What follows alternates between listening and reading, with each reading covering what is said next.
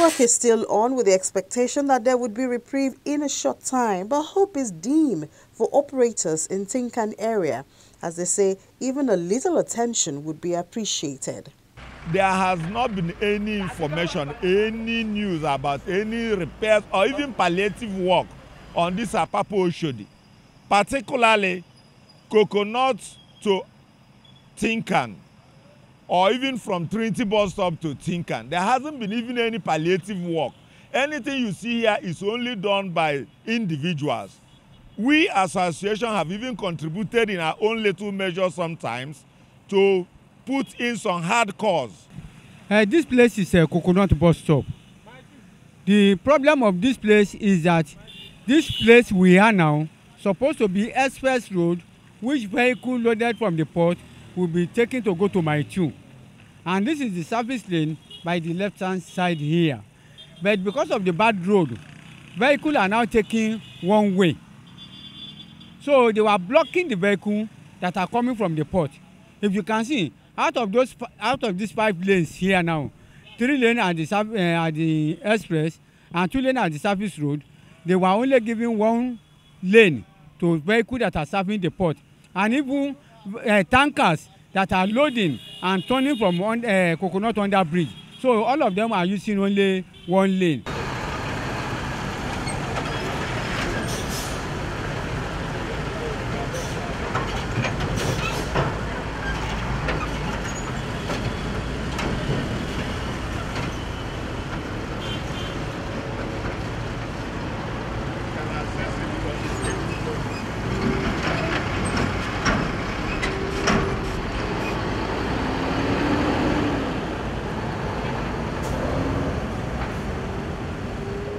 Operators say the situation could have been avoided if international best practice had been adopted, since most of the trucks on the road are empty after delivering their goods.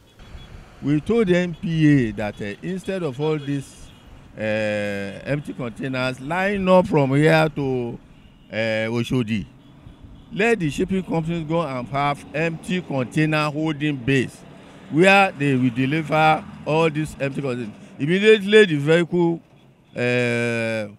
finish with the goods, they will go to the holding bay and drop the empties. The empties can be brought to inside the MPA at night. The attitude of the terminal operators, for example, in Apapa and Tinkan here, we have people that manage the terminal. They are not the shipping companies. You know, people made the mistake. They call in, they make the terminal operators to be responsible for the business of a container. No, the terminal operators are space managers. They manage the space, the port space. So if the shipping company now instruct them, receive my empty container, they are here to make money.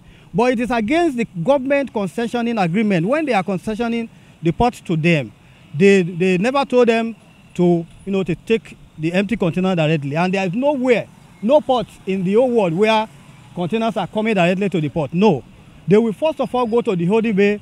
They will stack them there. Then from holding bay, when their ship arrive the port, they will now plan on how to move those containers from the holding bay to the port. And if we can do that, it will relieve us of this mess we are having around. The road will be free.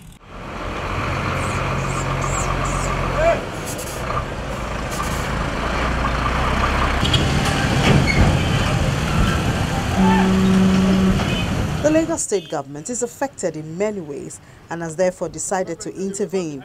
Its approach is the creation of a trailer park which could mop up traffic. Apapa port is a capacity of 1.67 TEU, 1.65 TEU. That is a 20-footer, 1.6 million 20-footer container equivalent unit. And presently it's operating at over almost 4 million TEU, 4 million 20-footer equivalent unit. In other words, it has taken more than they can bite. And if you look at it, it's like a syndicate. People who get their goods out of the port. Since the port has been concession, they've been giving a lot of people, including the importer, a lot of stress. And exporter is also having their own bite. You import goods, you want to take them out of the port. It means then that you deposit money for the container, 200,000 or 250,000.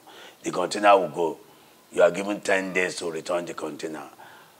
The container will have dropped your goods for you within 48 or 24 hours that the container left the port. But for the container to return to the port and drop this thing, it takes them more than 2 weeks sometimes. So your deposit, you lost it. Then you have to pay for the demurrage. That brings up the Apapa truck terminal. That's the Asiwaju Bola Ahmed Tinubu truck terminal, which can take up to 3,000 trucks. So we are taking over the trucks. His Excellency has promised the people at Apapa when he was there for the meeting of the stakeholders meeting, town hall meeting. He has promised them that he's coming up with the solution to this. When we finish the building of that truck terminal, the state government is now going to call us stakeholders.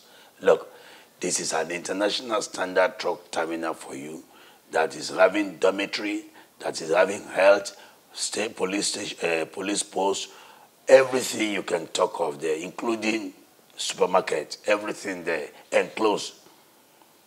You're going to have a firefighting station there, everything there.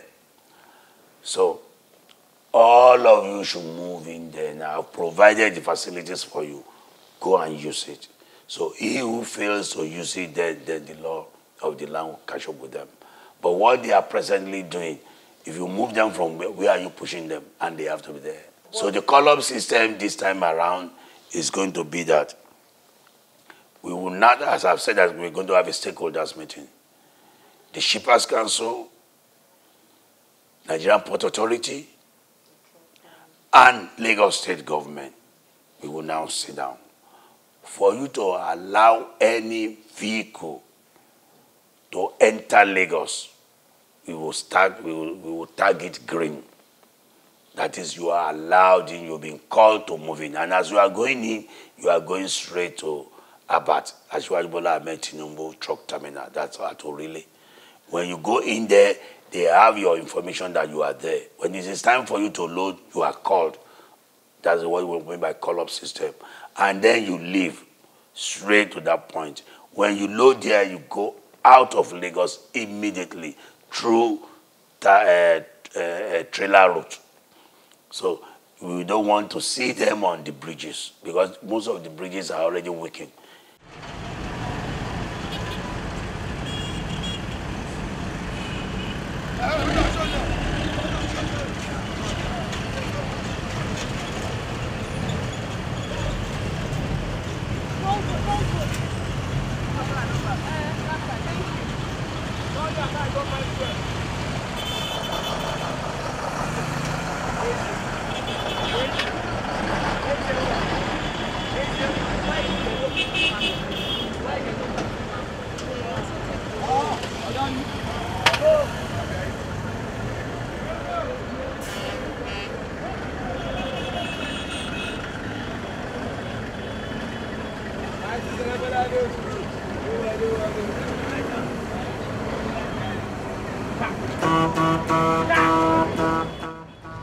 Nigerians are certainly looking forward to a time when there will be an efficient management of the trucks going in and out of the port, and the construction on the roads around the port would have been completed. We will also be glad to bring you that story on this episode of Big Story. Thank you so much for watching.